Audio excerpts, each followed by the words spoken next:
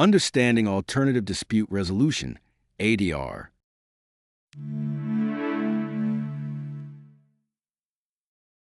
Understanding alternative dispute resolution, ADR. So what is ADR and how can it help you? First, ADR resolves disputes outside of traditional court litigation. ADR is also often faster, less expensive, and more flexible than court. This presentation will discuss the different types of ADR available to you. Mediation. Mediation is the most familiar type of ADR, often used in small claims and family disputes.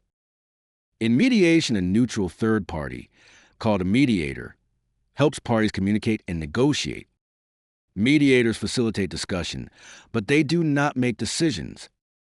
Parties have the control to reach a mutually agreeable settlement in mediation. Arbitration. In arbitration, the neutral third party, called an arbitrator, hears evidence and makes a binding decision. Arbitration is often referred to in online service agreements and consumer disputes.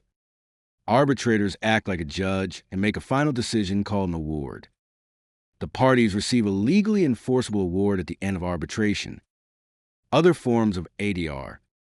There are other less common forms of ADR. These include direct negotiation, when two parties communicate directly to reach a settlement, or collaborative law, where parties and their common attorneys work together to find solutions, and ombud services, where a neutral party investigates complaints and facilitates resolution. Overall, ADR offers a range of options for fixing your issue effectively and without resorting to litigation. We hope you enjoyed learning more about alternative dispute resolution. Please help Happy Mediation reach more people by liking this video or making a donation and sharing it with other people